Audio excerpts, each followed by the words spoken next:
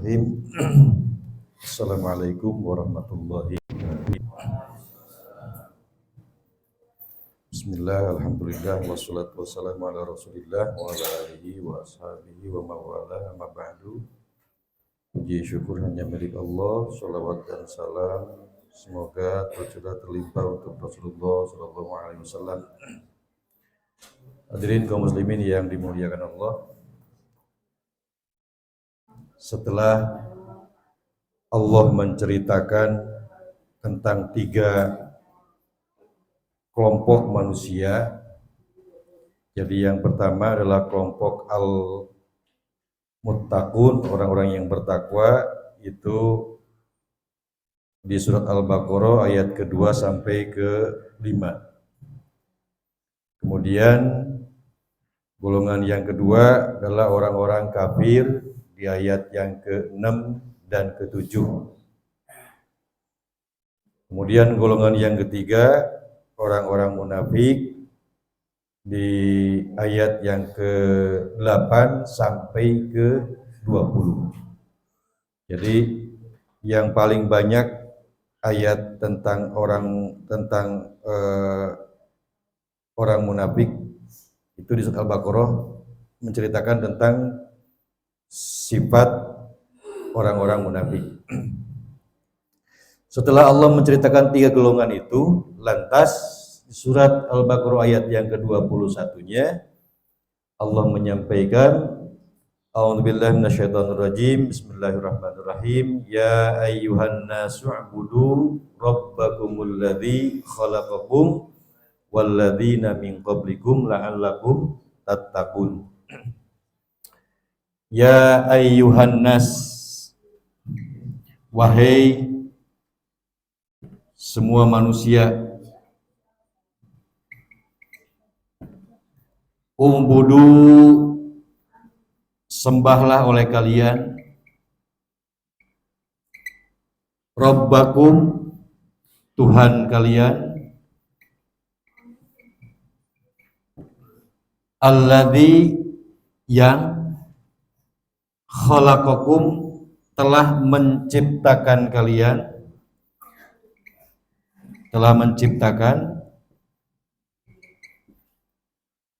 walladzina, dan orang-orang, min qablikum, sebelum kalian, la'allakum, supaya kalian tatakun, termasuk orang yang bertakwa. Ya ayuhan nas, wahai manusia, ubudu, sembahlah oleh kalian, Rabbakum, Tuhan kalian, alladzi, yang khalaqakum, telah menciptakan kalian, walladzina, dan orang-orang, min qablikum, sebelum kalian, la'allakum, supaya kalian tatakun, termasuk orang yang bertakwa. Ya ayuhan nas, ya itu kalau ilmu nahwu itu disebut dengan huruf munada. Munada itu huruf panggilan. Kalau di jurumiyah itu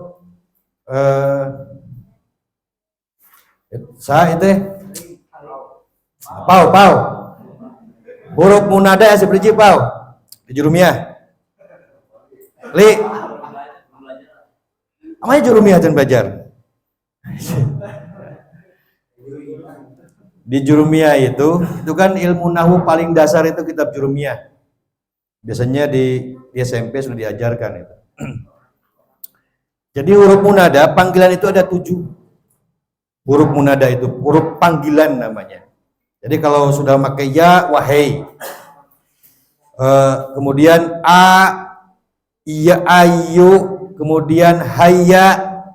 Yang biasa dipakai hayya apa tuh? Hayya alas sholat, itu panggilan untuk mengajak sholat. Hayya alal falah. Nah, di dalam Al-Quran yang paling banyak digunakan itu huruf munada itu adalah huruf ya. Ya ayuhan nas, ya ayyuhalladzina amanu. Berapa kali kan pakai ya, ya, ya. Kenapa memakai ya?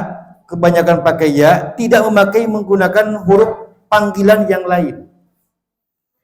Ternyata huruf ya ini fleksibel. Fleksibel. Umpamanya Pak Sigit ada di sini. Tetap pakai ya. Ya Sigit dekat. Pak Sigit yang ada di sini, di ruangan ini. Kemudian Pak Egi lebih jauh dari Pak Sigit. Dipanggil lagi, pakai ya lagi. Ya Egi lebih jauh dari Pak Sigit. Ada lagi yang di luar, umpamanya Ali, umpamanya di luar di sana di gedung sana. Panggil lagi ya Ali. Jadi tetap yang dekat, yang tengah-tengah, yang jauh juga memakai huruf ya. Artinya huruf ya itu tidak memandang orang yang dekat, tidak memandang orang yang di tengah-tengah atau tidak orang yang jauh. Panggilan itu fleksibel, bagi siapapun kena dengan panggilan ya. Artinya siapa yang dipanggil? Nah sekarang siapa yang dipanggil? Yang dipanggil itu adalah manusia. Kalau yang dipanggil manusia, berarti yang dipanggil bukan hanya sekedar orang tertentu, tetapi yang dipanggil adalah semua kalangan dipanggil, Pak. Baik yang orang yang bertakwa, orang kafir, orang munafik, tetap kena panggilan dengan ya.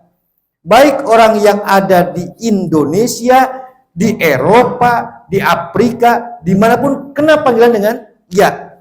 Jadi panggilan ya temandang bulu panggilannya. Sekarang anas itu jamak, seluruh manusia. Mufradnya apa biasanya? Insan itu kalau sudah disebut insan itu satu manusia atau anasa itu satu manusia. Jamaknya adalah anas, seluruh manusia. Jadi yang dipanggil itu adalah seluruh manusia terpandang bulu, Pak. Rek nu bodas, rek nu hideng, rek nu jangkung, rek nu penek, rek nu deket, nu jauh, nu di Indonesia, nu di Eropa, nu di Afrika, nu di Asia, kabeh kena panggilan dengan ya ayuhan nas. Perintahnya apa? Perintahnya dari Allah, u'budu, kata Allah, sembahlah oleh kalian. Sembahlah oleh kalian. Jadi seluruh manusia disuruh oleh Allah untuk menyembah. Sekarang apa yang disebut dengan ubudu? Ubudu itu kalau bahasa kita apa? Yang bisa dilakukan adalah ibadah. Jadi ubudu, ibadahlah kalian, sembahlah kalian. Nah, apa yang disebut dengan ibadah? Ibadah itu secara bahasa disebut at-ta'ah. Artinya apa? Taat. Patuh terhadap seluruh aturan yang ada dan dikeluarkan oleh Allah. Itu taat. Ada juga al-khudu. Al-khudu itu tunduk. Tunduk terhadap semua aturan yang dikeluarkan oleh Allah.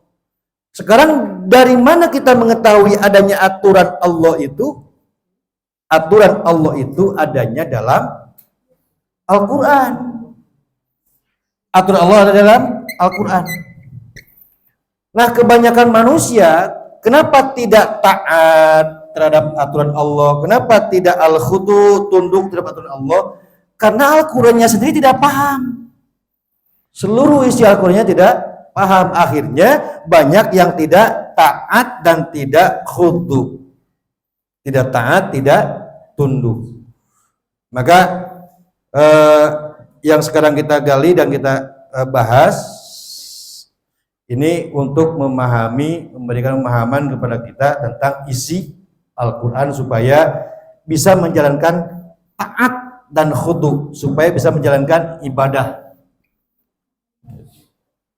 Nah, kalau tidak mengerti isi Al-Quran, tidak mungkin bisa kepada ibadah ini. Perintahnya taat dan tunduk. Kepada siapa? Rabbakum, kepada Tuhan kalian. Siapa? Allah. Siapa Allah? Alladzi yang menciptakan kalian. Jadi Allah yang telah menciptakan kita semua, walladzina min qablikum, dan Allah juga telah menciptakan orang-orang sebelum kalian. Siapa? Sejak Nabi Adam. Nabi Adam di Hawa terus sampai ke sini. Supaya apa? Kita beribadah itu. La'allakum, supaya kalian tatakun, termasuk orang yang bertakwa. Jadi untuk meraih orang yang bertakwa ini, salah satu syaratnya adalah ibadah, yaitu dengan taat dan tunduk. Jadi tidak mungkin akan meraih takwa kalau tidak ibadah, kalau tidak taat dan tidak tunduk untuk mencapai takwa. Nah, itu sajalah yang disampaikan pagi ini. Mudah-mudahan ada manfaatnya untuk kita semua. Mohon maaf atas segala hilafnya. Bismillahirrahmanirrahim. Wassalamualaikum warahmatullahi wabarakatuh.